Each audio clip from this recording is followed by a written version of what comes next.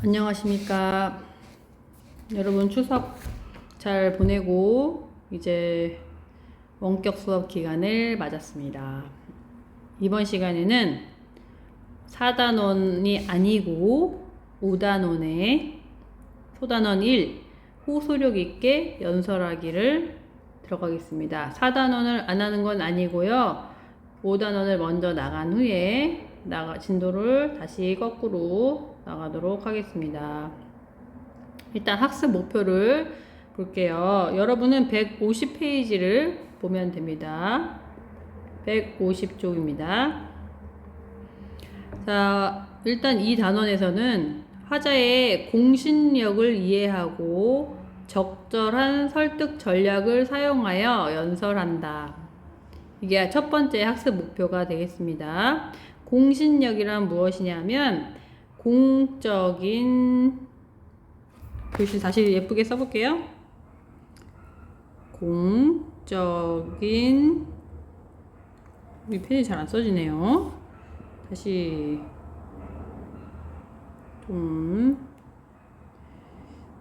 다시 해볼게요. 공적인 신뢰를 받을 만한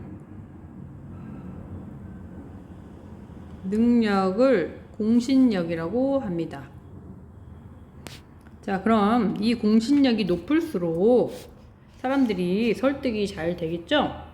이 연설의 목적은 사람들을 설득하여 그 사람의 행동을 변화시키는 게 목적이거든요.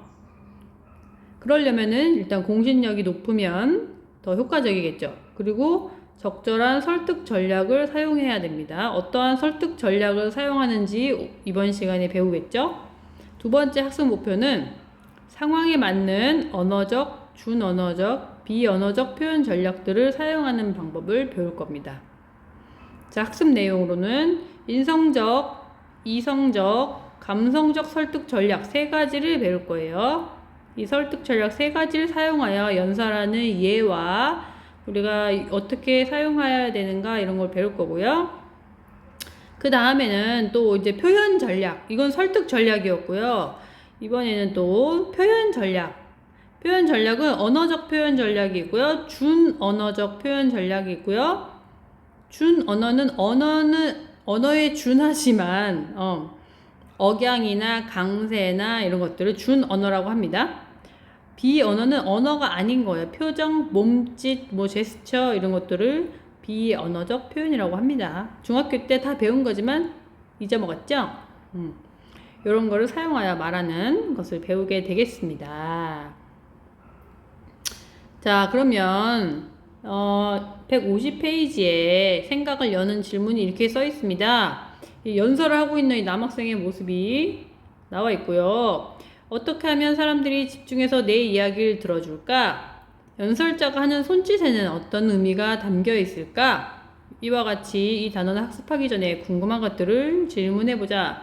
연설 내용은 어떻게 준비할까? 목소리 크기와 어조는 어떻게 하는 것이 좋을까? 이런 게 상당히 안 중요한 것 같지만 중요합니다. 그래서 스피치 학원, 옛날엔 웅변 학원이라고 그랬죠?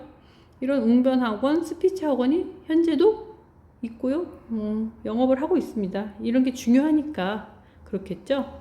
내 얘기를 잘 전달하는 법, 이런 게 굉장히 삶을 살아가는데 중요한 기술이기 때문이지요.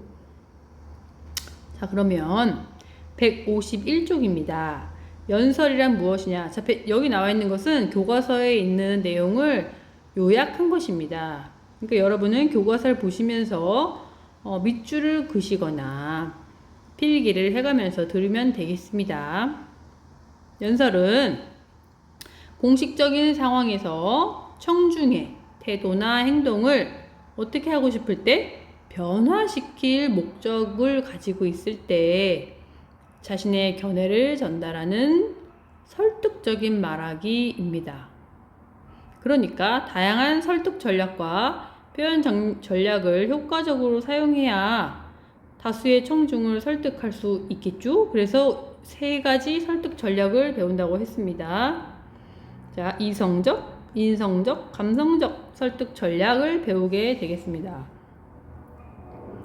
자, 그러면 인성적 설득 전략은 무엇인고 처음 들어봤죠? 근데 너 인성 봐라 막 이런 말 많이 하죠. 인성이 뭐 어쩌고 저쩌고 좋은 말은 아닙니다. 하지만 인성이라는 것은 여기서 같은 개념이에요. 청중을 설득할 때 화자의 이런 인성적인 자원을 이용하는 겁니다.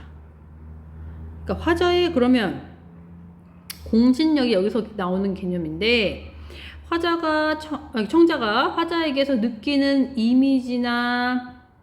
이미지나 태도 뭐 이런 것들 한마디로 믿을 만한 사람인가, 저 사람이 말하는 걸 믿어도 되나? 약간 이런 느낌 있잖아요. 느낌적인 느낌.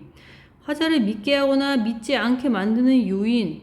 그러니까 말하는 게 뭔가 좀 이렇게 믿음이 안 간다. 근데 왠지 그렇다 이런 건 아니고요. 뭔가 다 이유가 있어요. 믿음이 간다, 저 사람이 말하는 게. 믿음이 가는 이유가 있어요. 뭐 이렇게 설득을 할 때 그 증거 자료들 이런 거를 구체적인 걸 댄다든지, 자기의 사례를 뭐 이렇게 들어서 한다든지, 사람들을 감동시켰다든지, 뭐 이런 게 있겠죠. 어쨌든, 이런 공신력을 높여서 청중의 신뢰감을 높이는 것이 중요하다. 이것이 인성적 설득 전략이라고 할 수 있겠습니다. 그러니까 설득하기 위해서 화자의 인성을 사람들이 이제 신뢰하게끔 하고, 이 사람은 믿을 만한 사람이구나, 공신력 있는 사람이구나 해서 이 사람의 말을 설득되게 만드는 거죠. 자, 그럼 탐구중 활동은 책 151쪽에 오른쪽에 나와 있는 질문입니다. 이걸 볼까요?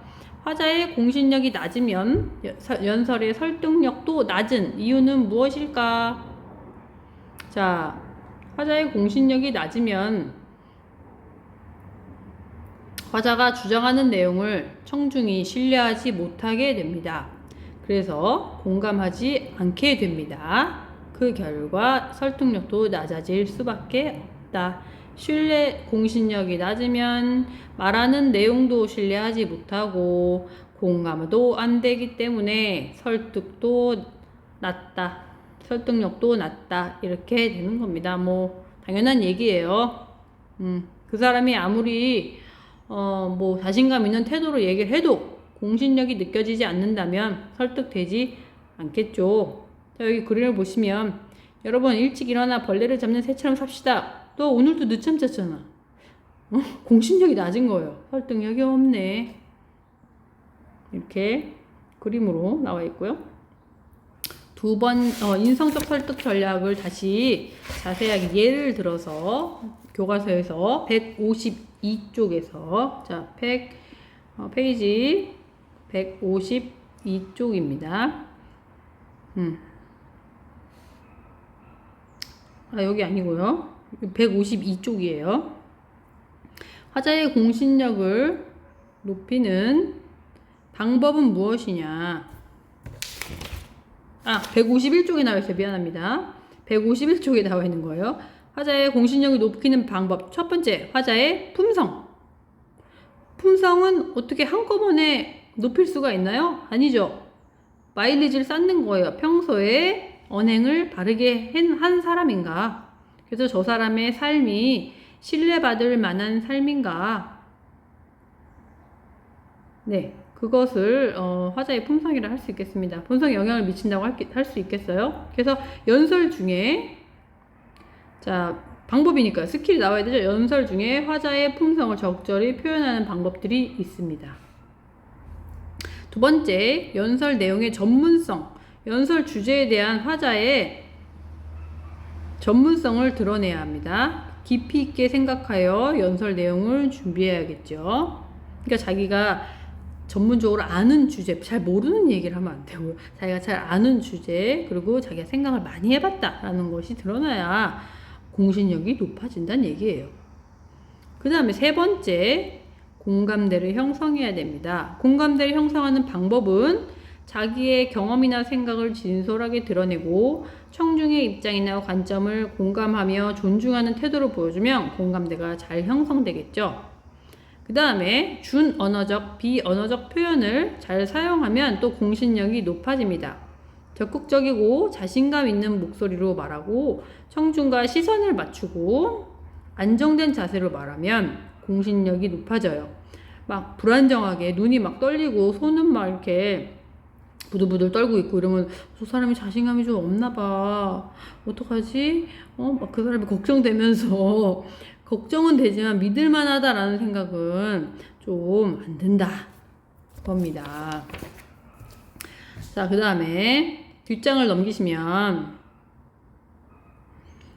화자의 공신력을 활용한 연설의 예가 나와 있습니다. 그런데 유튜브 영상을 내렸어요, 이분들이. 그래서 연설이 안 나옵니다. 책을 읽어보겠습니다.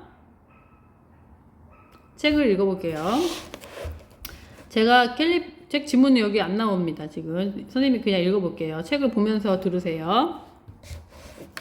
제가 캘리포니아로 가기 전에는 이것은 카이스트 학위수여식 초청 연설 중에 일부입니다. 제가 캘리포니아로 가기 전에는 언어나 문화의 차이 때문에 잘할 수 있을까? 잘 어울리고 경쟁을 할 수 있을까? 하는 막연한 두려움이 있었습니다. 직접 경험하기 전까지는 그 두려움의 실체가 무엇인지 깨달을 수 없었습니다. 막연한 두려움은 도전을 멈추게 하고 자신감을 위축시킵니다. 하지만 짧지 않은 미국 생활을 통하여 저는 그 막연한 두려움이 기우는 쓸데없는 걱정이죠. 불과한 것이었음을 깨달았습니다. 졸업생 여러분, 여러분이 대학에서 받은 교육이나 실습은 분명 세계 최고 수준의 것임을 의심하지 마십시오. 이 점에 대해서는 제가 학교를 먼저 졸업하고 세계적 인재들이 모여있는 미국 항공우주국, 나사죠. 미국 항공우주국 나사 아닙니까? 나사에서 일한 사람인 거예요. 나사에서 일한 선배로서 자신있게 말씀드릴 수 있습니다. 한진우라는 사람이 2017년 카이스트 학위수여식에서 연설을 한 내용입니다. 그럼 이 연설에 청중들은 어떤 느낌을 받았을까요? 이 사람 믿을만하다라는 느낌 받지 않았겠습니까? 자, 왜냐하면 이 화자는 선배입니다. 실제로 카이스트 선배고요. 자기가 미국에 가서 실제로 경험한 일을 진솔하게 전달했습니다. 자, 선배고요. 자신의 경험과 생각을 진솔하게 전달하면서 공감대를 형성하였습니다. 공감하였을 것이다. 또한 새로운 사회생활에 대한 막연한 두려움을 떨치고 자신감 있게 출발하겠다는 각오를 다질 수 있었을 것입니다. 자, 그러면은 아까 그 카이스트 연설 있죠? 요 연설의 목적은 무엇이었을까요? 설득하려는 내용이 무엇이었을까요?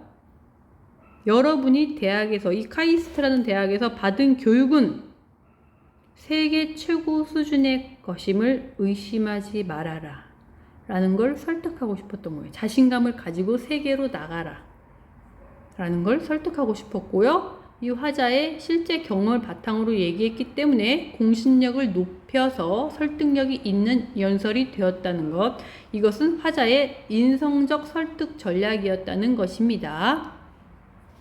자, 두 번째, 이성적 설득 전략으로 넘어갈게요.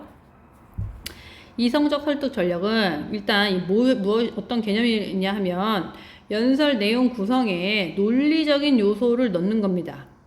논리적인 설득을 하는 거예요. 그래서 청중의 인식이나 태도를 바꾸고 행동의 변화를 일으킬 수 있다는 의의가 있습니다. 그러면 설득력을 높이는 방법으로는 어떤 걸 쓰겠습니까? 주장과 근거 간의 관계가 타당하고 적절해야 하지요.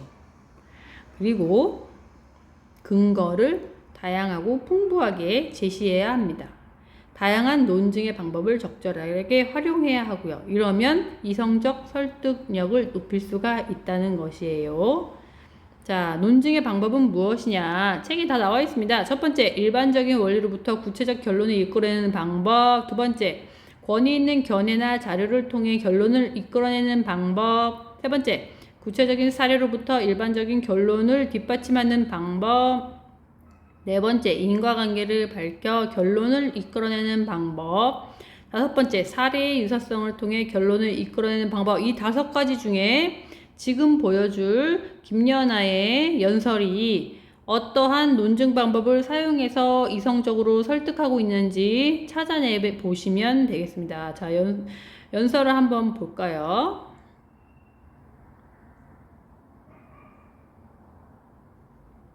자, 광고를 일단 봐야 됩니다. 우리나라 유튜브는 광고를 봐야 나오기 때문에.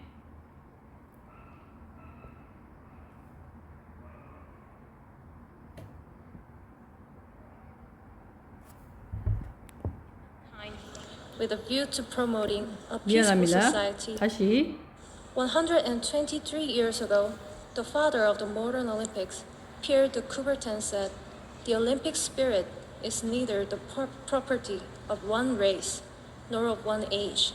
Neither, we may like to add today, is the Olympic spirit the exclusive property of any one nation or region of the world, nor of any one religion or faith." Now, the Olympic Charter states the goal of Olympism is to place sport at the service of the harmonious development of humankind with a view to promoting a peaceful society concerned with the preservation of human dignity. I strongly believe this is the spirit of the Olympic Games, and it represents the potential and the power of sport. I first experienced the same spirit and power when I was 10-year-old watching the South and North Korean delegations walk into the Olympic Stadium together. Today, I hope to witness this power again as the United Nations General Assembly adopts draft resolution A/72/L5. I firmly believe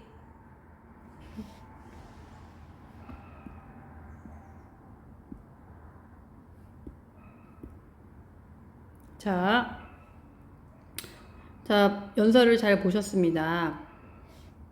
그러면 이 연설에서 김연아 선수는 어떤 논증 방법을 씀으로써 설득력을 높이고 있었죠? 이 5가지 중에 뭐였죠? 자, 일반적인 원리로부터 구체적인 결론을 이끌어냈나요? 아니죠. 권위 있는 견해나 자료를 통해 결론이 이끌어냈나요? 그렇습니다. 어떤 견해였죠? 올림픽 헌장은 이러면서 올림픽 헌장에 있는 그 자료를 근거로 활용했습니다. 그죠? 그래서 이 연설에서 설득하고자 하는 내용이, 설득 내용이 뭐였어요? 맨 마지막에서 2번째 줄에 있습니다. UN 총회에 올림픽 휴정 결의안 초안 승인을 바란다. 올림픽 휴정 결의안의 초안을 승인해 달라. UN 총회에서. 그것이 설득하는 내용이었습니다. 2번째 이 전략을 사용했고요. 자, 마지막으로 감성적 설득 전략은 청중의 감성에 호소하는 겁니다. 그래서 설득의 효과를 높이기 위한 전략이고요. 감성을 자극하는 사례를 논거를 활용하게 되겠죠. 그리고 언어, 표정이나 머조, 몸짓, 배경음악, 시각 보조 자료 등의 요소를 활용하면 더 효과적인 감성적 설득 전략이 되겠습니다. 자, 마틴 루터킹 목사의 연설, 굉장히 감동적인 연설로 남아있는데 그 연설 장면을 다 같이 보시겠습니다.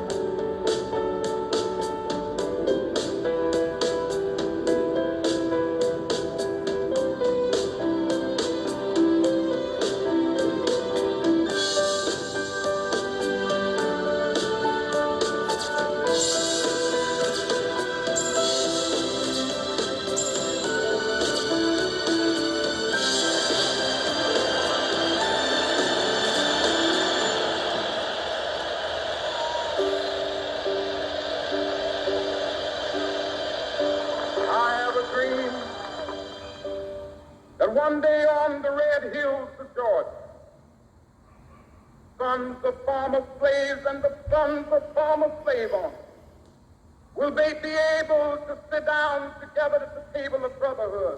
I have a dream. My poor little children will one day live in a nation where they will not be judged by the color of their skin, but by the content of their character. I have a dream today.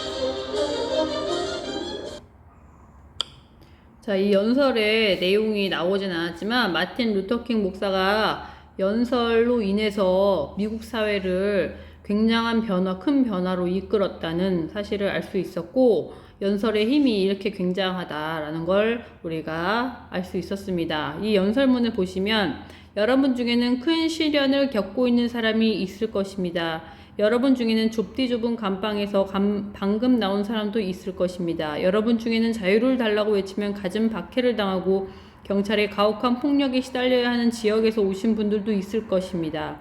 여러분들은 갖은 고난에 시달려 왔을 것입니다. 자, 청중들이 그동안 겪었던 고난과 슬픔을 열거했죠.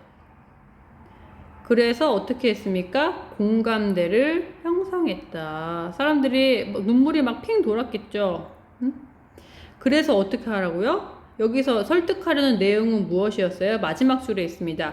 아무 잘못도 하지 않고 받는 고통은 반드시 보상을 받을 것이라는 신념을 지니고 계속 활동합시다. 너희들의 고통은 죄가 없기 때문에 우리는 계속 활동하자. 이 평화 대행진, 우리의 운동, 인권 운동 계속하자라고 설득하고 있었습니다. 자, 감성적 설득 전략 사용할 때 유의점이 있습니다. 너무 지나치면 이성적 설득 전략까지도 효과가 줄어들어서 너무 감성에 호소하려고 한다라는 느낌이 들기 때문에 역효과가 날 수 있다. 그리고 청중의 부정적인 감성을 지나치게 자극한다면 선전이나 선동으로 느껴질 수 있다. 그래서 균형이 이성과 감성을 적절히 섞어서 설득하는 전략의 균형 유지가 필요하다라고 볼 수 있겠습니다. 자, 오늘까지는 설득 전략 3가지를 배웠고요. 다음 시간에는 표현 전략 배우겠습니다. 자, 수고하셨고요. 오늘 수업이 조금 길었네요. 네, 다음 시간에 또 만나겠습니다.